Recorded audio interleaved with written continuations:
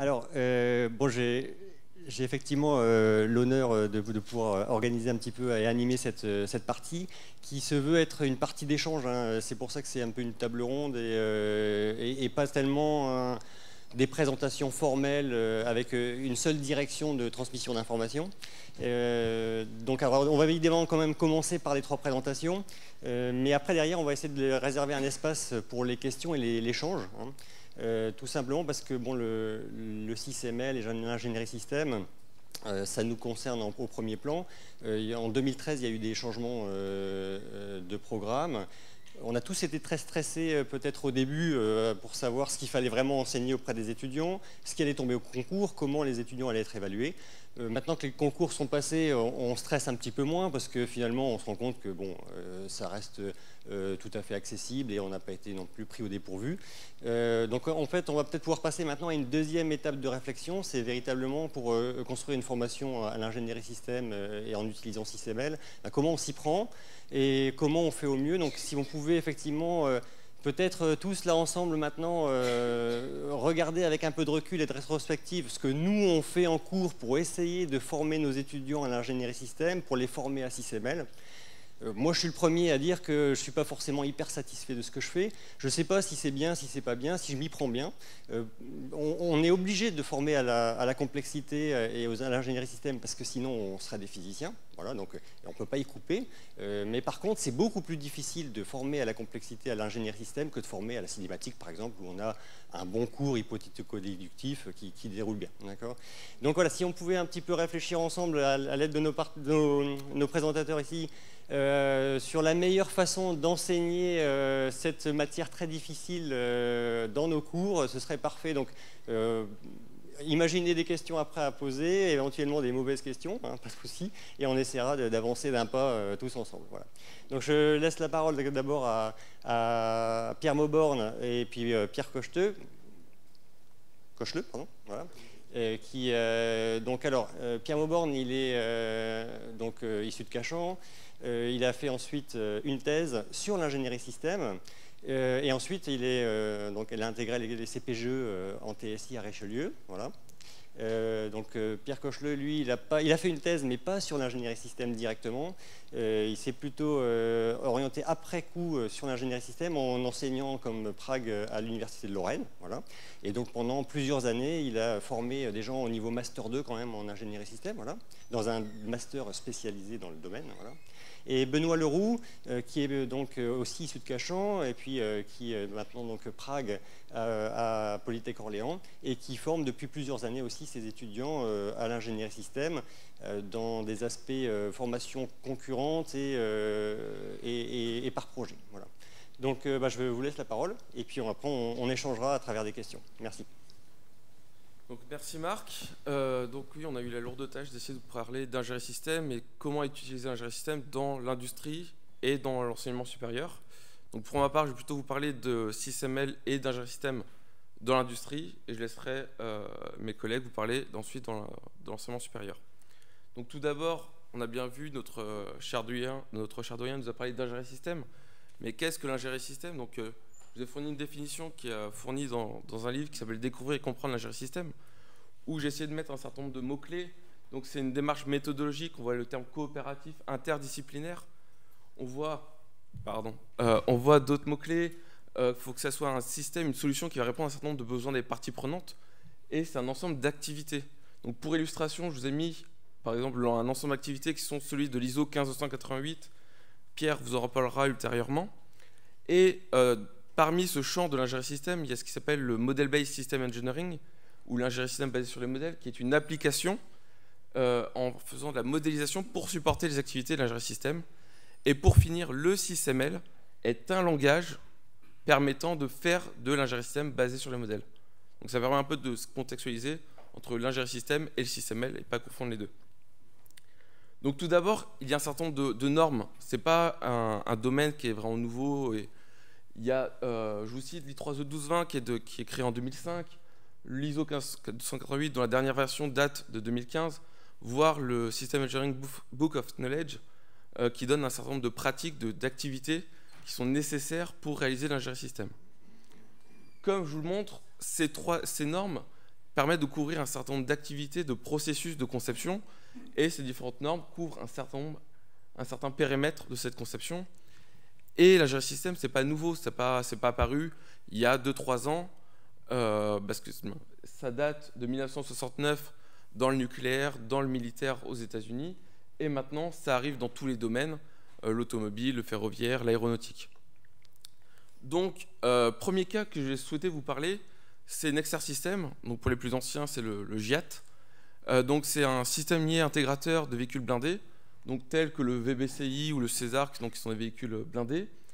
Et Nexar System utilise l'ingénierie système et le SysML depuis plus de 5 ans pour concevoir leurs véhicules. Pour cela, ils ont pris une méthodologie qui s'appelle Harmony Revisited, et ils utilisent l'outil IBM Rhapsody pour faire de l'ingénierie système. Donc on voit un certain nombre d'activités avec les structures, les interactions, le comportement et une validation du modèle pour arriver à un modèle précis d'ingénierie système pour concevoir l'ensemble des activités. Ensuite, PSA Peugeot Citroën, PSA Group maintenant, donc ils vont appliquer le standard ISO 15288 et ils ont un projet majeur en ce moment qui est de transformer la conception à l'aide d'un PLM et d'introduire l'ingénierie système. Donc ils font ça avec Dassault Systèmes et Sésame, qui est une association qui aide à cette transformation vers l'ingénierie système. Donc on voit encore un certain nombre d'activités, de processus, et on commence à s'apercevoir que même si chacun veut faire son propre processus, on a un grand nombre d'activités, de vues qui vont être similaires entre chacune de ces entreprises. Enfin, je voulais montrer un troisième exemple qui ne fait pas de SysML, qui dit ne pas faire de SysML, mais qui fait de l'ingénierie système, c'est Thales. Donc Thales, depuis une dizaine d'années, ont voulu faire de l'ingénierie système, et ils se sont dit, on ne va pas s'embêter avec SysML, on va faire nos propres processus, on va faire nos propres activités, et à la fin, on va déterminer quels sont les diagrammes qui vont être nécessaires pour mener à bien nos activités. Mais quand on regarde de loin les différentes activités, les différents diagrammes présents, on pourrait s'apercevoir qu'il s'agit de BDD et d'IBD, légèrement modifiés, de state chart et de diagrammes de séquence. Donc ils ne font pas de SysML, mais c'est tout comme. Enfin, donc là, je vous ai présenté 3 grands groupes qui font de l'ingénierie système pour vous montrer que c'est un système qui est à la mode et qui est vraiment preneur en ce moment. Donc il y a l'IRT Systemix, donc qui est basé à Paris-Saclay. Donc c'est un institut de recherche technologique où il y a quand même 52 millions de budget, avec 55 industriels, 14 académiques, donc là basés en Ile-de-France. Et parmi les 4 grands projets principaux, donc il y a bien sûr transport autonome, territoire intelligent, Internet de confiance, mais un des principaux projets se nomme ingénierie système, avec un certain nombre de projets qui en découlent, permettant de faire de l'ingénierie système, de progresser sur ces projets d'ingénierie système en relation entre des chercheurs et des industriels. Et dans les sous-projets, on voit qu'on a un projet qui s'appelle ingénierie système collaborative. Donc c'est comment maîtriser la complexité, les risques dans une industrie à l'aide d'un outil d'ingénierie système collaborative. Donc ça permet comme ça, donc j'ai essayé de vous montrer 3 industries, un projet donc avec l'IRT Systemix qui permet de faire de l'ingénierie système, qui promeut l'ingénierie système. Enfin, donc tous ces industriels qui font de l'ingénierie système se sont regroupés. Donc ça date, si nous sommes de la fin des années, du début des années 2000. Donc ça s'appelle l'AFIS, qui est l'Association française d'ingénierie système, qui est un sous-groupe, donc un chapitre français d'une association internationale qui s'appelle l'INCOSE, donc International Council on System Engineering. Et ça regroupe des industriels, des chercheurs, de nombreux académiques, pour travailler ensemble, faire progresser un peu, c'est l'équivalent de l'UPSTI, mais pour l'ingénierie système, si je peux me permettre. Donc avec la RATP, Airbus, Safran, Thales, etc.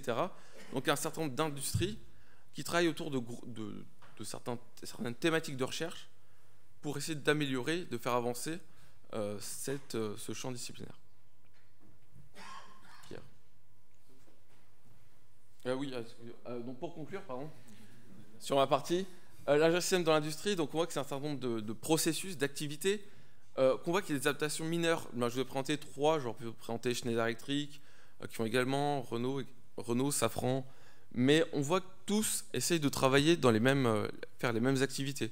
c'est après des nuances selon le domaine qui font que tous n'ont pas forcément les mêmes activités.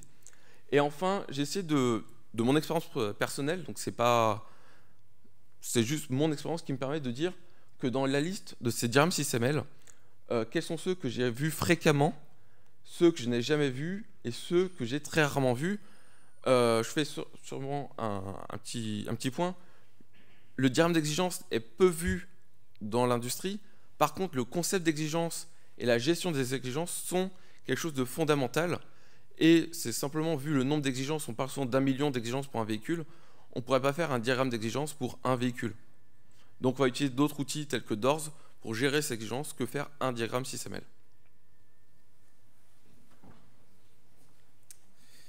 Merci Pierre. Alors, moi je pensais plutôt, donc, suite à un petit peu à la montée en puissance de l'ingénierie système, on va dire ça comme ça, dans le monde industriel. Parallèlement, évidemment, il y a aussi cet aspect-là dans le monde de l'éducation supérieure, de l'enseignement supérieur. Alors, ces formations en IS ne sont pas récentes, il en existe depuis au moins une bonne quinzaine d'années, mais le plus souvent proposées par des établissements qui possédaient des équipes de recherche qui travaillaient dans ce domaine. Alors les établissements, la liste n'est pas exhaustive, mais on va les retrouver par exemple en tant que membre de cette association, donc l'AFIS. On va retrouver le pôle nancéen, le pôle toulousain avec l'INSA, SuperHéros, et l'ENAC. On va retrouver aussi à Paris, donc avec SupMeca et l'ENSTA par exemple. Il existe aussi d'autres équipes de recherche un petit peu partout en France. Hein, encore une fois, la liste n'est pas exhaustive. On trouve aussi parfois des écoles ou des éléments qui ne sont pas forcément mis dans cette association-là. C'est l'exemple de Polytechnique qui a créé une chaire dès 2003 qui portait sur l'ingénierie système et qui depuis 2008-2009 possède un professeur d'université en ingénierie système. Donc ils ont créé un poste de recrutement dont l'intitulé c'est bien l'ingénierie système, ou même titre il crée des postes en maths, en physique, ou ainsi de suite. Donc, sans en dire que c'est aujourd'hui une discipline à part entière, c'est quand même une thématique qui est quand même déjà existante depuis pas mal de temps. Et aujourd'hui, quand on regarde un petit peu, c'est vrai qu'il y a aussi un effet mode. Il y a de plus en plus d'enseignements, alors parfois de façon plus simple, hein, des modules qui apparaissent, ou des formations un petit peu spécifiques, formation continue, spécification, master spécialisé, qui apparaissent dans certaines écoles ou certaines universités. On peut regarder aussi ce qui se passe au niveau des masters en eux-mêmes, même si nos élèves, c'est vrai, vont plutôt en école d'ingénieur, il y a souvent quand même des doubles diplomations. Donc la mention qui porte l'ingénierie système s'appelle ingénierie système complexe. Elle est issue en fait d'un master qui est situé à Nancy, j'en parlerai un petit peu après, et qui, depuis la nouvelle réforme des référentiels des noms de master, a aussi un petit peu mécaniquement créé donc 5 nouveaux masters de ce type-là. On va les retrouver donc à Paris-Saclay en accord avec entre autres l'ENS. Mais on va les retrouver aussi à Créteil, à Lyon, à Bordeaux. Je sais qu'il y en a certains même encore en préparation, comme aux Mines d'Alès par exemple. Sûrement d'autres encore à venir. Hein. Voilà. Donc, globalement, les enseignements, si on fait un peu le bilan en ingénierie système qui existent, on peut les classer en 2 catégories. Donc, on a ici en fait l'ensemble des processus là, de la norme. Mais si on regarde, en fait, il y a 2 grandes familles de processus qui vont donner 2 grandes familles d'enseignement.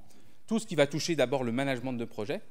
Et le management de projet, ça fait partie de l'IS. Et là aussi, on peut s'appuyer sur les modèles SysML pour faire du management de projet. Ce ne sera pas vraiment l'objet de mon discours. Je parlerai plutôt de la deuxième partie, la partie qu'on connaît la mieux, hein, qui touche tout ce qui est processus technique. Donc cette liste de processus techniques là, qui représente finalement le cycle en V, avec notamment les 3 processus principaux qui sont toute la branche descendante de ce cycle en V.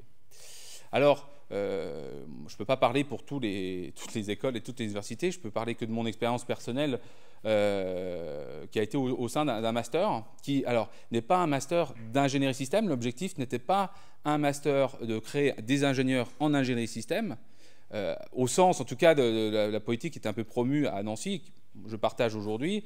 L'objectif n'est pas de spécialiser ces gens-là, mais plutôt de bien avoir des ingénieurs alors en automatique, en réseau, les différentes... Donc le site propose ces différentes thématiques, mais par contre que toutes ces thématiques vont partager un tronc commun qui est par contre lui essentiellement constitué d'enseignements en ingénierie système. Et c'est bien l'ingénierie système qui va donner un lien entre toutes ces thématiques-là. Donc pour les élèves, je dirais il y a 2 types d'enseignements, un aspect disciplinaire et puis un aspect commun, l'ingénierie système. Alors, je rajoute une petite couche, c'est de l'ingénierie système basé sur les modèles, Pierre en a parlé un petit peu, et le langage de modélisation qui a été choisi, c'est SysML. Mais il aurait pu, c'est un langage parmi d'autres langages de modélisation auraient pu être choisis, même si SysML, c'est quand même le plus courant. Alors, juste deux exemples de modules qui sont vraiment importants dans la formation, qui portent sur les processus que je parlais, le cœur de l'IS. Donc, le premier qui porte sur tout ce qui est en fait création de, on appellerait de cahier des charges, de référentiel d'exigence. C'est l'exemple qu'on a ici, et juste pour dire que l'objectif de la formation, elle est clairement sur le processus lui-même. Donc, vous avez un exemple ici d'un diagramme d'activité qui représente l'ensemble des tâches qu'il faut mener à bien pour essayer de définir et de lister l'ensemble des exigences parties prenantes. Les diagrammes SysML n'étant finalement qu'une proposition d'aide à essayer de lister à la fin, d'obtenir l'ensemble des exigences, bon, qu'on peut représenter certes sous forme d'un diagramme, mais en tout cas l'ensemble des exigences. Donc c'est vraiment, l'objectif, c'est bien aussi de voir que SysML, c'est qu'un outil, c'est qu'un élément qui nous permet finalement de réaliser certaines tâches. Vous avez ici, je vous ai mis donc quelques diagrammes exemples.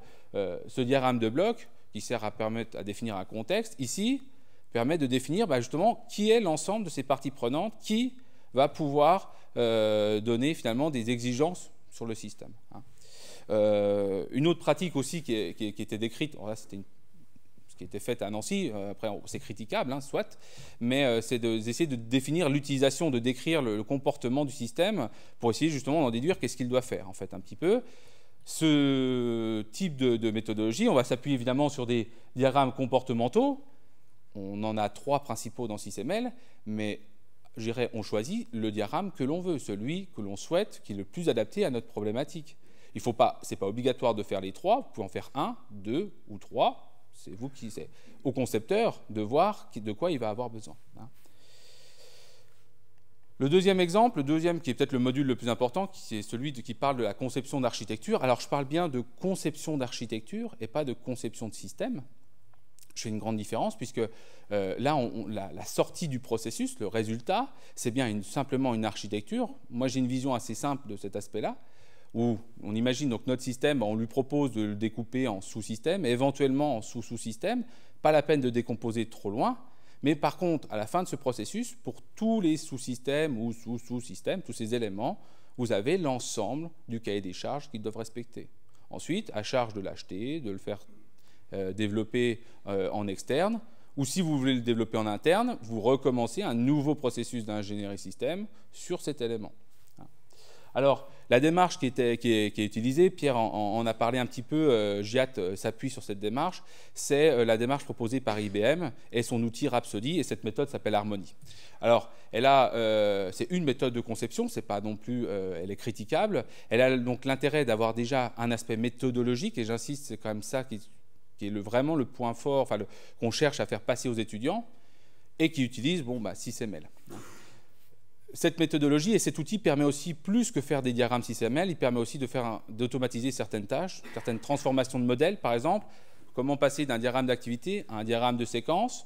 Il y a des points communs entre les deux, et le logiciel permet de générer automatiquement ce diagramme de séquence, partiellement évidemment. En fait, il permet de générer toutes les parties communes. Après, à charge, à la personne ou au concepteur, de compléter et de finir le diagramme de séquence, bien sûr. Mais aussi tout l'aspect gestion des exigences. C'est un aspect qu'on ne voit pas forcément souvent, mais qui est très important au niveau système, au niveau industriel, pardon.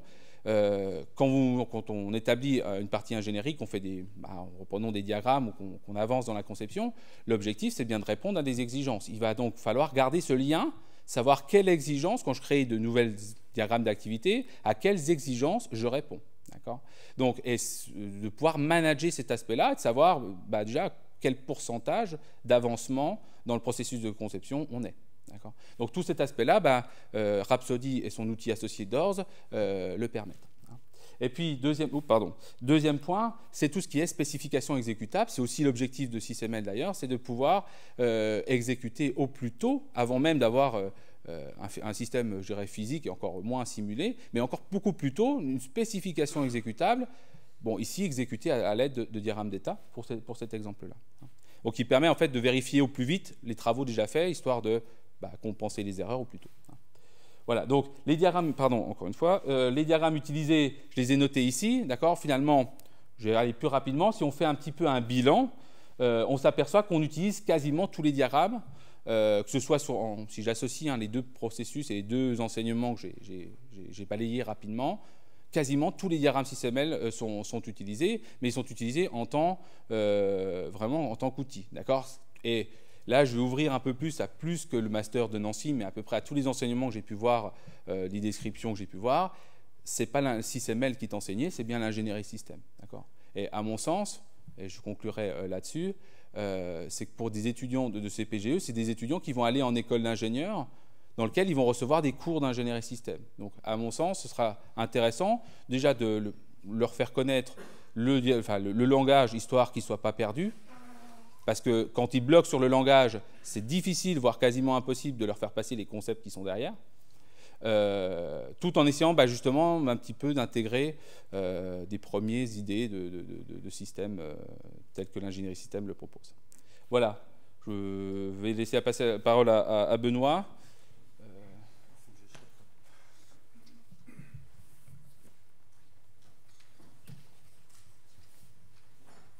Alors peut-être le temps que Benoît s'installe, je vais poser peut-être déjà une première petite question, parce que j'aime bien quand c'est très pragmatique, hein, et j'aimerais bien qu'on essaye d'avancer sur la vraie question, c'est ce qu'on fait dans nos enseignements.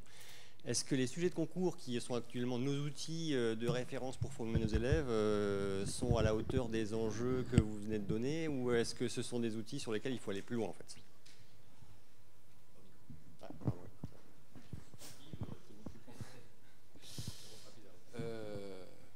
Alors, je rajoute un point simplement que j'ai peut-être oublié de dire. L'important n'est pas forcément le formalisme. S'il y a des erreurs de normes, c'est pas grave. D'accord. Ce que j'ai pu voir dans les sujets, si on s'arrête juste au sujet, c'est de la description de système. L'information, elle passe tout aussi bien que sur un autre, comme on pouvait faire avant dans les anciens. Par contre, peut-être qu'à mon sens, qu'il manque parfois un peu un côté justement alors on parlerait de penser système, hein, un petit peu de cette problématique de penser un système comme un tout et toute la complexité que ça peut entraîner. Moi, je trouve difficile d'ailleurs d'amener ça en bac+1, bac+2, pour dire les choses, puisque les systèmes qu'on utilise sont forcément simples et donc ne permettent pas toujours très facilement de montrer les problèmes complexes. Voilà. Donc c'est plus personnellement, parce que j'essaye de le dire à l'oral à mes élèves, mais finalement, si vous regardez peut-être les supports que je peux faire, ils sont tout à fait similaires aux vôtres. D'accord, voilà. On n'est pas des experts absolus. Ça va ?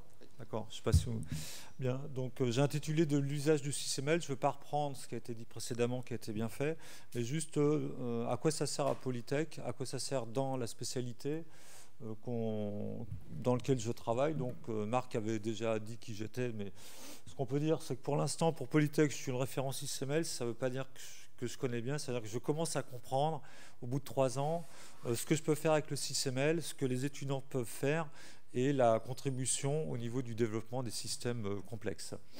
On a un partenaire qui est Dassault Systèmes, qui nous prête, contre quelques euros et contre un service réciproque, son logiciel 3D Experience. Alors, je vais essayer de faire relativement vite pour laisser la place aux questions sur un seul slide. Donc, actuellement, on a l'idée de développer une plateforme qui s'appelle les parfums français. Donc, c'est-à-dire de créer une machine qui va mettre en bouteille des parfums et mettre ça dans un emballage. Donc, de créer un flux et une espèce d'usine réelle qui sera dans nos lieux. Donc, pour ce faire, donc ça c'est l'objet qu'on va réaliser, dont parlait l'IG précédemment. Autour d'un objet, on n'est plus fédéré qu'autour de concepts, ça c'est évident. Donc le SysML, qu'est-ce qu'il va nous apporter ? Eh bien, il va nous structurer. Il va nous structurer à plusieurs titres. Si on regarde mon triangle où j'ai mis Polytech, GI et Prod, c'est-à-dire que ce projet qu'on a de développer, il va être en partenariat avec 2 spécialités et un prestataire ou un logiciel qui est Dassault Systèmes, qui nous demande, lui, des tutoriaux, alors que Polytech nous demande de dispenser du savoir et de former les gens. Donc au centre de ça, le SysML va être une espèce de charnière qui permet d'unifier des pratiques et qui permet de développer le produit. Alors, on est inscrit aussi avec un axe fort sur la spécialité GI, génie industriel et production, dans le domaine du manufacturing. De l'autre côté, on a Polytech, la partie mécatronique, qui est une composante de la spécialité ICM, innovation, conception et matériaux, dans lequel on va développer la conception, l'innovation, et on a pour ça le même projet, le même produit, avec une inscription dans l'espace qui est différente, c'est-à-dire qu'on a une unité qui est à Chartres, une unité à Orléans, une deuxième unité à Orléans dans le domaine de la mécatronique, et dans le temps, on s'inscrit aussi différemment. On a un travail en deuxième semestre à Chartres-Orléans pour la partie production, et on travaillera en génie, en conception et innovation au premier semestre. Alors ça nous contraint fortement, de telle sorte que ce ne sont pas les mêmes personnes qui vont travailler, pas les mêmes élèves. Donc il faut un outil qui nous permette de passer le flambeau d'une période à une autre. C'est un outil qui permet de collaborer sur des lieux physiques différents, avec des personnes physiques différentes, et un outil qui va nous permettre aussi de gérer des droits d'accès. Alors, par rapport à Pierre et à Pierre, c'est facile à dire, eux, ils nous disaient que ce qu'ils n'utilisaient pas, c'était le produit package et le produit paramétrique. Alors, effectivement, le produit paramétrique, on ne va pas l'utiliser sans doute dans le SysML, mais on va utiliser les systèmes qui font de la simulation, comme Simulink, ou comme des sous-produits de Dassault qui vont faire des simulations en type objet. Et d'un autre côté, j'ai perdu le fil conducteur, c'est voilà, le package. Alors le package qui est rarement utilisé, on se dit à quoi ça sert? Nous, ça nous a servi à nous structurer, à de dire comment on va structurer le projet, comment on va structurer le projet au niveau de l'accès aux bases de données, de l'accès aux connaissances, comment on va se structurer au niveau de la collaboration entre les équipes enseignants et les équipes d'élèves. Donc ça, c'est le premier diagramme que j'ai fait qui est contraint par Dassault Systèmes lui-même. Alors pourquoi ? Bien parce que la façon dont j'ai vu les choses pour organiser le projet ne correspondait pas au départ à l'architecture du logiciel. Donc d'un certain côté, on est prisonnier du logiciel, qui est un logiciel au cube, c'est-à-dire que les niveaux se déclinent toujours en 3 parties seulement. Je prends 2 exemples. On peut décliner un programme en projet et en produit, ou en activité, qu'en 3 niveaux. Donc quand vous avez un programme que vous devez sous-découper en sous-programmes, ce n'est pas le vocabulaire qui est utilisé. Donc il va falloir qu'on soit contraint dans le projet. Deuxième exemple, c'est le stockage des données se fait sous 3 niveaux. On a des librairies, des sous-librairies et un autre niveau de sous-librairie, et c'est tout. Donc on est organisé différemment. Et au niveau du droit, c'est la même chose. Au niveau des acteurs, on est propriétaire, c'est-à-dire on a tous les droits. On peut être acteur, c'est-à-dire on développe une partie, mais il ne faut pas avoir accès à toutes les parties, ou on peut être contributeur. On est appelé à un instant T pour travailler, pour relire ou pour donner une information ou un coup de main sur le projet, et ensuite on se retire du projet. Donc le SysML nous permet de nous organiser, et Dassault Systèmes, qui est un logiciel qui travaille en objet avec une couche SysML qui est complètement transparente, va nous permettre de développer ce produit suivant les 3 axes qui sont présentés là ici. Voilà, j'étais un peu long, merci. Donc, voilà.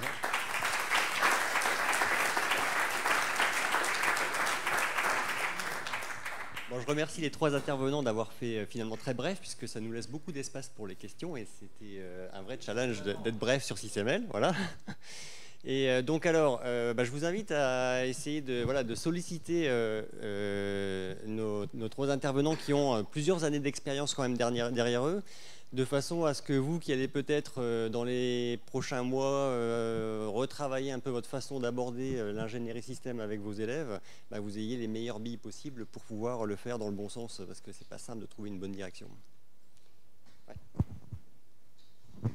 Est-ce que c'est grave si on met un losange noir, un losange blanc, un tiret, un trait droit, une flèche pleine, une flèche non pas pleine?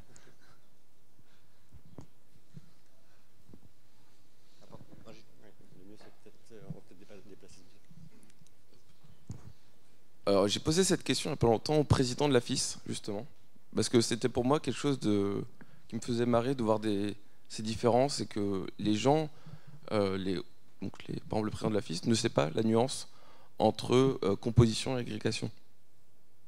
Donc entre le losange plein et le losange creux. Le principal qu'on a essayé de dire, c'est s'il y a des erreurs de normes, c'est pas très grave, même pour des ingénieurs. Par exemple, dans les modèles de Nexter, certaines données étaient sous forme de commentaires dans les diagrammes. Donc on se moquait du limite de la norme, mais on voulait qu'il y ait des infos nécessaires dans ces diagrammes. Je vais poursuivre la réponse, mais du point de vue de Polytech. Moi, j'ai donné une règle aux étudiants. Quand vous ne savez pas quelle flèche prendre, bah dites-le, et on a créé une flèche, c'est point, flèche, c'est tout. Donc ça veut dire qu'on dit qu'il y a une relation, on ne sait pas laquelle. Au lieu d'essayer de coller une norme et prendre un losange pour plein, vide, on ne sait pas quoi, faire n'importe quoi, bah on explique par cette simple flèche qu'on ne sait pas, et on s'arrête là. Et après, quand on sera en débriefing pour valider le diagramme, on se posera la question, quel est le formalisme exact, s'il y en a besoin, parce que quand on rentre ça dans un logiciel, finalement, le formalisme, on n'en a plus besoin. Donc je ne vais pas être prisonnier de la norme, je la connais, si j'en ai besoin, je l'applique, si je ne sais pas, je dis tout simplement que je ne sais pas, il y a une relation de dépendance, on verra plus tard. Alors, moi, je vais moduler un petit peu le discours. Non, la flèche, c'est pas très grave. Par contre, il faut quand même avoir un minimum. Moi, je compare toujours ça à un langage, donc comme au français. On peut oublier des accords, on peut se comprendre. Mais si on commence à mélanger les lettres, là, on ne se comprendra plus non plus. Donc, il y a quand même... voilà, il faut gérer entre un bloc et un cas d'utilisation. Il y a un symbole qui est clair. Il ne faut pas se tromper. Au niveau de la norme, par contre, et c'est ça la complexité, c'est que la norme, elle est vide. Il faut dire les choses, elle est vide. Entre agrégation et composition, ils prennent le mot sans l'expliquer. Donc forcément, tout est ouvert à interprétation derrière. C'est pareil pour tout ce qui est les liens, par exemple, au niveau des exigences. Alors là, j'ai eu des discussions avec des collègues de plusieurs heures là-dessus, pour finalement, on peut avoir chacun son avis et tout le monde a raison ou tout le monde a tort. Donc, c'est clair que l'objectif, c'est pas de s'arrêter à ça. Il ne faut surtout pas que ça bloque. Mais il faut quand même, il y a un minimum quand même. Le minimum, en quelques mots, entre la notion de bloc, de cas d'utilisation ou d'exigence, ça, il faut que ce soit maîtrisé, oui. Une exigence, c'est juste une phrase auquel le système doit répondre. C'est quand même pas plus compliqué que ça. Qui veut intervenir ?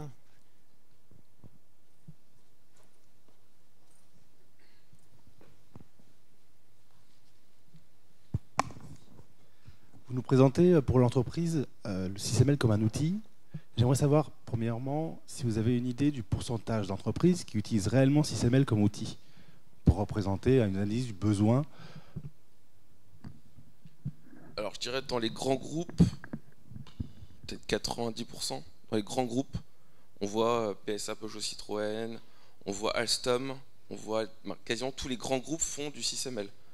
Après, ce qui devient quasi inexistant, c'est dans tout ce qui va être PME, où là, l'usage du SysML est moindre, puisqu'il n'y a pas le système est moins complexe, donc on va moins utiliser ce langage pour faire la conception de système. Et puis une autre petite partie, mais je ne sais pas si vous avez la réponse. On nous dit souvent qu'on est assez libre des outils qu'on peut utiliser pour résoudre nos problèmes, c'est-à-dire savoir si on travaille sous MATLAB, sous Scilab, sous Python. Et vous nous avez présenté SysML tel un outil, en fait. Et sauf que lui, on nous impose, je ne dis pas que c'est pas bien, mais on nous impose de travailler avec cet outil. SysML est un outil de conception.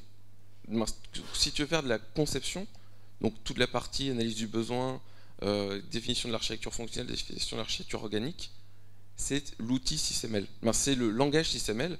Et après, tu peux faire de l'outil.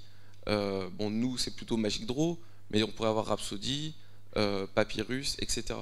On voit par exemple, j'ai oublié d'en parler, mais pour ceux qui ont remarqué lors de la présentation de l'ingénieur SKF, il y avait un petit 2 Recommend and Design, et il faisait du SysML avec l'outil Artisan Studio. Donc c'est juste là, on parle de langage.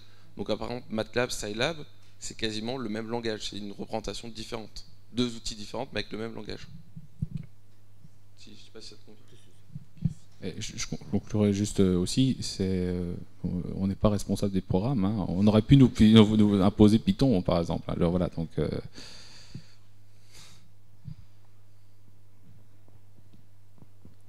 Alors, s'il y a une nouvelle question, oui. Oui, c'est une question d'enseignant très concrète. En fait, c'est au niveau de la fameuse méthode, puisqu'on dit SysML, c'est juste un outil, ok. Mais quand on regarde la littérature, on voit qu'il y a pas mal de littérature sur l'explication du langage, SysML par l'exemple, ou alors le bouquin de Friedenthal, des trucs comme ça. Mais il y a jamais...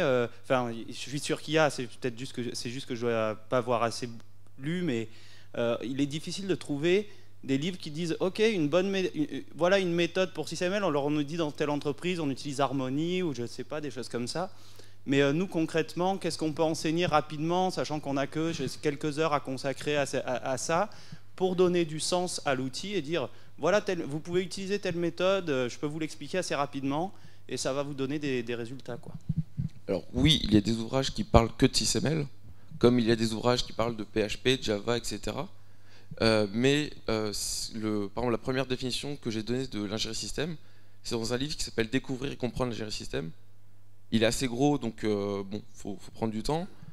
Il y a d'autres ouvrages qui doivent exister. Par exemple, la méthodologie Harmony, IBM a sorti un PDF qui est dessus, donc qui se trouve aussi sur Internet. Donc il y a plusieurs écrits où la méthode de Thales est open source. Donc on peut trouver des ressources, des bonnes ressources concernant l'ingénierie système. Juste deux choses. Premièrement, il y a eu visiblement, tout le monde n'a pas été mis au courant, formé, l'information n'est peut-être pas toujours passée, mais il y a eu un groupe de travail, Marc en a fait partie, j'en ai fait partie, dans l'éducation nationale, justement, globalement des universitaires et des enseignants de BTS, de prépa, de lycée, sur justement l'ingénierie système et SysML. L'objectif était à l'époque, et a été fait, de former les personnes qui devaient vous former à SysML. C'était ça l'objectif. Donc, il y a eu, et le slide que j'ai présenté sur les parties prenantes est issu de ce travail-là. Donc, quelque chose qu'on avait voulu quand même très justement linéaire, d'accord, dans les tâches, alors que l'ingénierie système, c'est quelque chose, c'est la conception d'un système, d'accord. C'est pas nouveau. Et aujourd'hui, je pense sincèrement qu'il n'y a pas de méthodologie universelle de conception. C'est donc pour ça aussi que c'est un point difficile. Faire un ouvrage sur un langage, même avec une norme aussi vide, c'est plus facile. Ouais, ok. Donc concrètement, est-ce que vous auriez vous nous conseillez d'aller vers ces ouvrages de Thales et de Rhapsody, ou ça risque d'être un peu costaud par rapport à nos... Alors, ce que je peux faire, c'est que je peux mettre sur le site de l'USTI justement les documents qui avaient été créés à l'occasion de cette formation. Ce sera déjà, je pense, un bon premier point. Déjà quelques PowerPoint et docs à lire. Sinon, c'est vrai qu'avec Pierre, on a la culture que l'ouvrage de référence est celui de la FIS, donc découvrir et comprendre l'IS. Maintenant, G de France, c'est quand même à destination de tout le monde, et notamment des industriels. C'est un ouvrage qui est assez lourd, qui est intéressant forcément, mais voilà, qui est peut-être bien trop important, en tout cas par rapport à ce qu'on devra redistribuer aux élèves. Donc moi je veux bien mettre les documents, juste quand même pour aussi que les choses soient claires, c'est que l'objectif n'était pas de préparer un pré-cours. C'est que voilà, c'était vraiment à destination des profs, sachant que de toute façon normalement ils sont censés que lire, donc c'est bien les profs qui doivent écrire le système. Donc,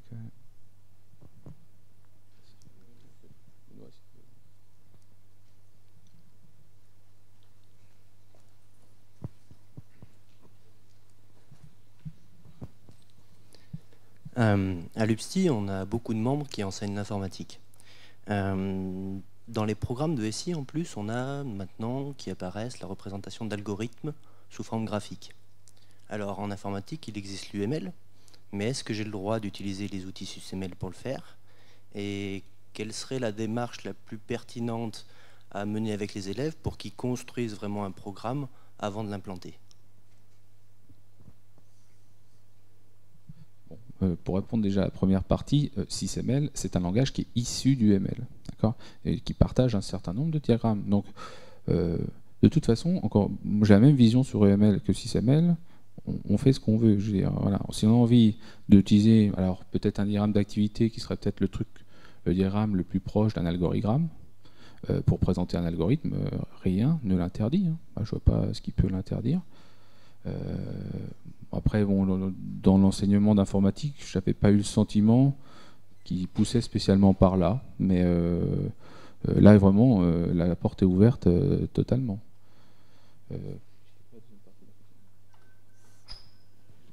Deuxième partie, c'était quoi? Pardon.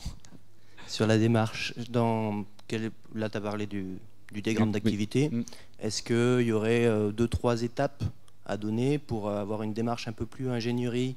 Alors ça, ce serait du système informatique, mais voilà, comment j'apprendrais un programme un peu complexe avec des outils SysML?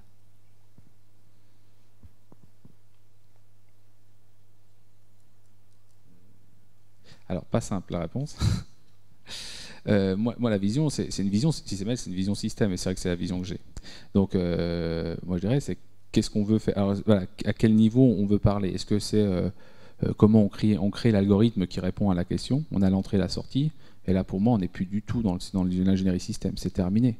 On est dans le domaine disciplinaire, pur dur, d'informatique. Tout comme si on devait créer je sais pas moi, un réducteur, on ne fait plus d'ingénierie système, là, on s'arrête, on est clairement dans le domaine mécanique. Hein. Donc c'est vraiment, et pour ça le master où j'étais était vraiment bien formé là-dessus, c'est qu'il y a l'aspect disciplinaire, qui quand on est sur des systèmes suffisamment simples, ou suffisamment, on va dire, monodisciplines, une ou éventuellement deux, on arrête l'ingénierie système, on repasse sur des outils de conception métier. Hein. Donc, et c'est pour ça que l'ingénierie système porte bien sur des systèmes complexes. Quand justement on mélange, c'est aussi toute une gestion de l'humain, je veux dire que de différentes disciplines, et donc ça veut dire différents ingénieurs, et donc voilà. Donc quand c'est juste pour créer un algorithme informatique, pour moi c'est plus de l'ingénierie système, c'est du domaine informatique. Et là, j'avoue que c'est moins de ma compétence. Alors juste pour conclure, du coup si je veux faire bosser plusieurs élèves en équipe sur un même programme, est-ce que par contre là on ne serait pas sur de l'ingénierie un petit peu plus système, en essayant de faire bosser peut-être sur une seule discipline effectivement, mais avec plusieurs sous-programmes? Comment je pourrais agencer la démarche avec les élèves via des outils SysML? Est-ce que c'est possible? Est-ce que là je suis dans une démarche d'analyse système ou pas? Oui, c'est ça. Tu veux parler de gestion de projet? C'est comme tu veux. Oh, vas-y. Moi, mon point de vue, c'est que à un moment donné, il va falloir sortir du SysML pour entrer dans le silo métier. Donc, découper artificiellement quelque chose pour des raisons pédagogiques, c'est antinomique en fait avec la gestion de système. Et ça, c'est notre danger d'enseignant de dire. C'est celui que j'ai exposé aussi. On est obligé de se découper pour donner du travail à un groupe et à un autre groupe. Donc là, artificiellement, on casse en fait l'unité de travail pour répondre à un besoin de la structure. Alors ça veut dire aussi que j'ai pas forcément de réponse à ça. La seule chose qu'on peut dire, c'est que à partir du moment où on rentre dans un silo métier, c'est de l'informatique, on découpe le programme en sous-programmes, quelles sont les entrées, quelles sont les sorties, et ça devient de l'algorithmique. Donc on est sorti du domaine de l'ingénierie système. On est rentré dans le domaine de la pédagogie, apprendre et casser un truc pour rendre service aux élèves. Et c'est antinomique pour moi.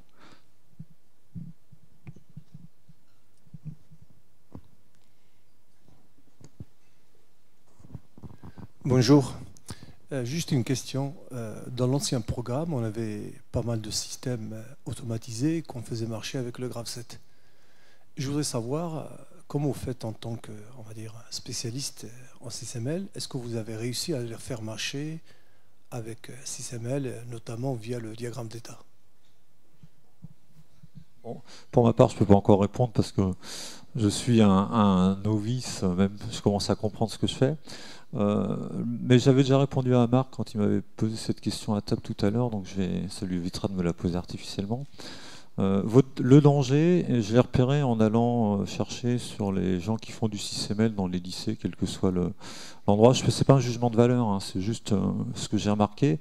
C'est qu'on se dit, bien, au graph 7 correspond à un autre diagramme, et on va essayer de renverser le graph 7 pour le mettre à l'horizontale pour en faire un diagramme. Ça ne fonctionne pas. On ne peut pas passer d'un outil métier à un outil d'ingénierie système. Quand on fait du graph 7, c'est ce que je disais tout à l'heure à votre collègue qui parlait d'informatique, on est dans un silo métier et on est en train de développer une application. Quand on fait du SysML, on est en train de regarder le fonctionnement global avec des états particuliers, on peut être en recyclage, en démarrage, etc., d'un dispositif. Donc passer de l'un à l'autre, je trouve que c'est encore une fois artificiel. Le SysML nous oblige à penser la globalité, et quand on rentre dans un bloc, que ce soit un bloc technique où on va créer une liaison ou un sous-produit, et bien là on est dans un métier, ou un bloc où on va développer du code pour faire de la simulation ou pour piloter une machine, où on prend un langage qui peut être le graph 7 ou un autre langage si un autre langage. Là je trouve qu'on sort du concept du SysML. On est rentré dans un endroit particulier du SysML où on se dit quel outil pour développer cette partie. Et je trouve que voilà, c'est le danger qu'on rencontre de vouloir absolument faire coller des anciens outils. Donc je parle du graph 7, je parle aussi du diagramme pieuvre, ou enfin qui s'appelle diagramme des interacteurs ici, ou du GEMA, en se disant il y a forcément un équivalent. Non, non, il n'y a pas un équivalent. La pensée est présente, mais l'outil n'a pas un miroir. Chacun des outils que je viens de citer n'a pas un miroir dans le SysML. Donc il faut voir les choses différemment. Je ne sais pas si je réponds complètement à la question, ou si mes camarades Pierre peuvent éclairer aussi leur point de vue. Je suis d'accord complètement avec Benoît.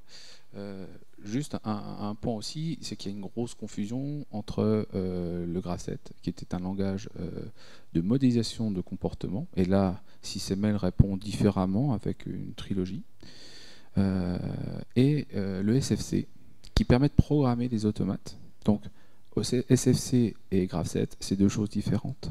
Deux choses totalement différentes. C'est vrai qu'ils sont similaires graphiquement, bien sûr, mais vous n'avez jamais programmé en graph 7.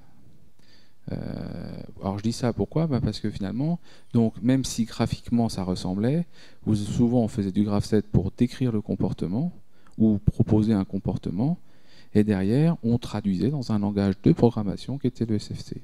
Je peux donc appliquer la même démarche avec Python par exemple, en ayant un diagramme d'activité, d'état, vous prenez celui que vous voulez, pour décrire le comportement, qu'ensuite on va traduire en langage pour pouvoir être exécuté. Donc finalement, il faut vraiment se défaire du graph 7, même si moi aussi je le pleure, je l'aimais bien. J'ai beaucoup aimé le graph 7, mais il avait l'avantage d'être par contre avoir un formalisme et des règles extrêmes, enfin totalement déterministes, qui sont peut-être un peu plus floues dans les diagrammes SysML. Ça c'est vrai. Mais SysML n'a jamais été pensé pour être exécutable, au sens API, enfin automate du terme. D'accord.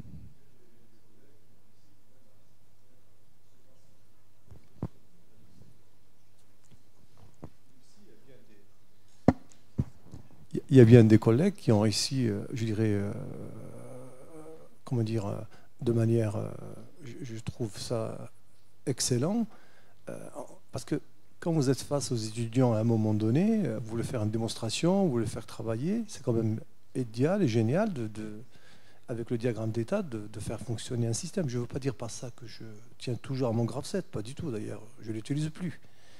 Mais en restant dans SysML, tout ce que vous avez présenté, enfin, je veux dire, en partant du diagramme d'exigence jusqu'au bout, arriver au diagramme d'état, faire fonctionner le système devant les étudiants, ça me paraît la moindre des choses, quoi.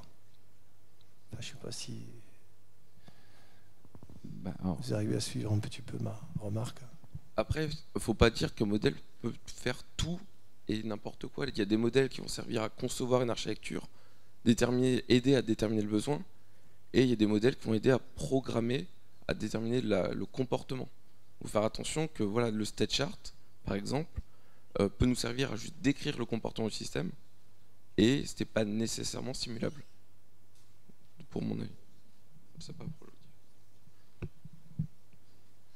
alors, juste un point, moi j'étais à Demosciences, donc ils avaient justement proposé, c'était, je sais plus, c'est un diagramme d'activité, d'état, qu'ils avaient traduit en Python. Ben voilà, mais je comprends pas la question, parce que on avait justement l'exemple qu'on avait un diagramme 6ML qui représentait un comportement, et derrière, on s'est appuyé sur ce diagramme-là pour créer un programme exécutable. Donc je vois pas où est le souci.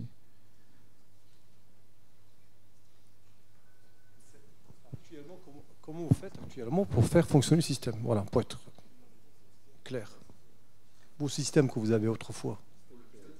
Pour les piloter, comment vous faites?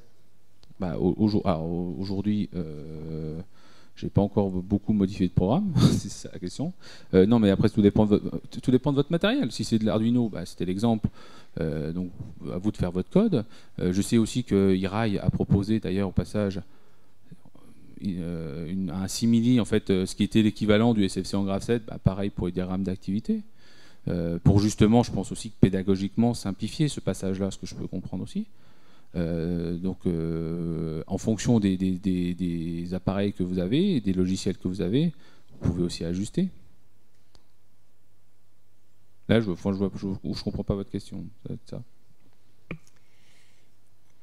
Alors, on va peut-être du coup conclure un petit peu. Alors, je vais essayer de faire une toute petite synthèse peut-être de ce qui est à retenir peut-être. Alors, vous me direz si j'en ai pas oublié. Déjà, alors si on conclut sur ce qu'on vient de dire, peut-être retenir que le 6ML ne remplace pas les outils métiers. C'est un outil qui vient en complément et au niveau de l'architecture uniquement.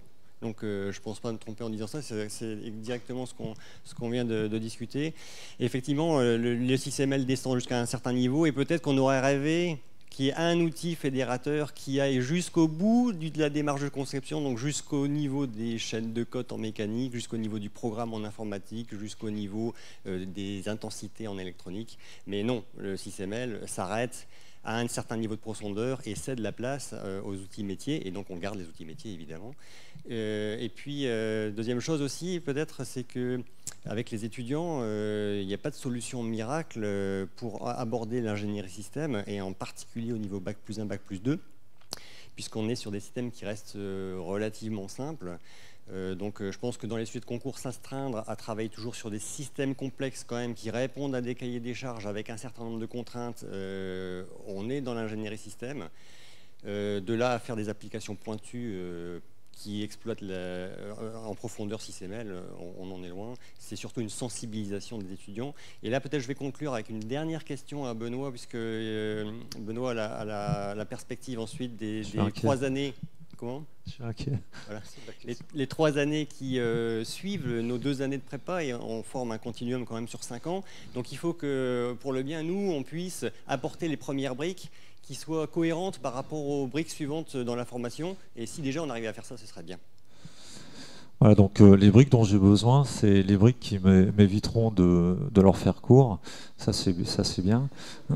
Non mais c'est la vérité. Hein. C'est que tout ce que vous faites, j'ai pas à le faire et ça me repose. Enfin, ça me repose pas, ça me laisse du temps pour autre chose. Le problème de l'apprentissage du 6ML, c'est qu'il faudrait être dans l'espace, à 3 endroits différents. C'est dans la structure, dans la description fonctionnelle et dans le temporel. Donc nous, ce qui nous intéresse en termes d'école d'ingénieurs, c'est qu'ils arrivent sur une taxinomie de Bloom, par exemple, à 3. On leur demande pas 4, c'est-à-dire de commencer à concevoir, d'être capable de lire un diagramme, éventuellement de répliquer un similaire en faisant des modifications, et d'éviter de confondre un bloc et une activité. Donc c'est sur le vocabulaire d'être à peu près clair, sur la définition des blocs d'être à peu près clair. Par contre, ce qu'on disait tout à l'heure, la liaison entre les blocs devenant très subtils, évitez de leur en parler si vous pouvez, pour que, non mais c'est vrai, pour que nous on puisse qu'on n'ait pas à reconstruire quelque chose qui serait faux. Hein, je faisais l'allusion tout à l'heure en disant c'est très difficile d'apprendre à jouer au tennis quand on a déjà mal appris tout seul, ou quand on a déjà pris des mauvais réflexes. Donc là, les bons réflexes, ce serait d'avoir les concepts de base et puis un peu de grammaire, mais de pas trop en faire finalement. Mais donc s'ils savaient lire des use cases, ça serait pas mal. S'ils savent les construire, c'est mieux. S'ils connaissent les diagrammes des exigences, c'est bien. C'est les deux points d'entrée dont on a besoin ici, et éventuellement les blocs diagrammes aussi, puisque c'est là-dessus qu'on commence en troisième année, démonter un système, trouver les blocs diagrammes, c'est-à-dire les fonctions associées à ces blocs diagrammes, éventuellement les exigences reprises par les blocs. Voilà, donc s'il y avait un conseil à vous donner, c'est faites-en peu, faites-le très bien pour pas qu'on ait à le refaire. Merci. Très bien, merci beaucoup.